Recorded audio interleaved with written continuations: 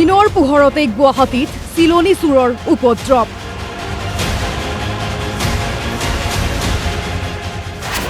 বশিষ্ঠ আৰক্ষীৰ জালত গভাইত চিলনী চোৰ।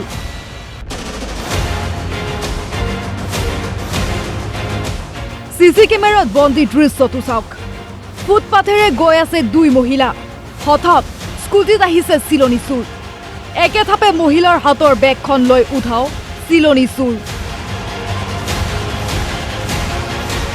পিছে পিছে দৌৰিছে দুই মহিলাই, পিছে নিমিষতে চিলনী চোৰ অন্তৰ্ধান।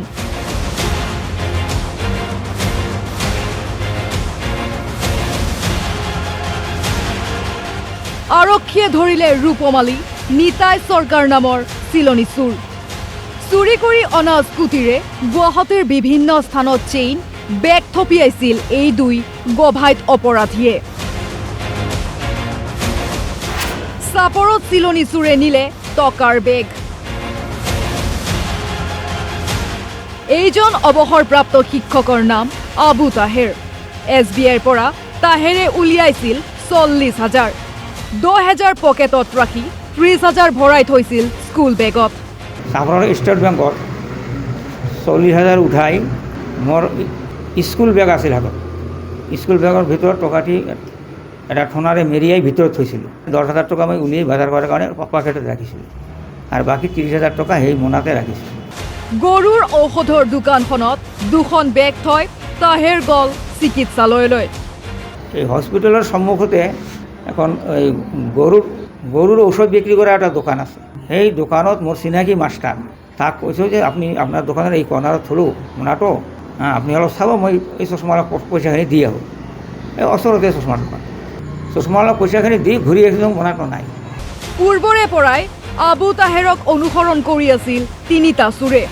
চিচি কেমেৰাত বন্দী তিনি চোৰে চাওক কেনেকৈ লৈ গ'ল টকাৰ বেগখন। চিকিৎসালয়ৰ পৰা উভতি আহি টকাৰ বেগ নেদেখি তাহেৰৰ মূৰ ঘূৰাবলগীয়া অৱস্থা। দুটা মোনা না, সেইকাৰণে তাতে থলোঁ। থৈ টকাখিনি খালি দি ইয়াত আহি চাওঁ, মোৰ মানে টকা থকা বেগটো নোহোৱা হৈ গ'ল। তাহেৰৰ বেগৰ ভিতৰত টকাৰ সৈতে কি কি আছিল দিলে বৰ্ণনাও। মোনাটোৰ ভিতৰত মানে টকাৰ ঠোনাটো তলত, তাৰ ওপৰত 2 লিটাৰ মিঠাতেল আছিল, RCMৰ তেল, আৰু 2খন চাবোনৰ পাকেট আছিল, আৰু মই হোমিও ঔষধ কিনিছোঁ, সেই হোমিও ঔষধৰ ঠোনাও তাত আছিল। আৰু এটা ছাতি, নীলা ৰঙৰ এটা ছাতি, সেই ছাতি সহ ব্যস্ত নোহোৱা হয়। CCTVৰ ফুটেজ তন্ন তন্নকৈ পৰীক্ষা কৰিলে অৱসৰপ্ৰাপ্ত শিক্ষকজনে। CC কেমেৰাৰ ৰুমটো খুলি দিলে আৰু ফুটেজবিলাক চালে। মানে চিনি নাপায়, 3জন ল'ৰা আছিল, 3জন আহি যে তাত সোমাইছে। এজনে বজাৰ কৰা বেগত মানে সেই মোৰ বেগটো লৈ তাত সোমাই থ'ল, সেইটোও দেখা গ'ল। তাৰ পৰা উধাও হ'ল, এইটোও দেখা যায়। বেলতলাৰ পৰা সুব্ৰত কলিতা আৰু চাপৰৰ পৰা উদয়াদিত্য ৰায়, DY 365।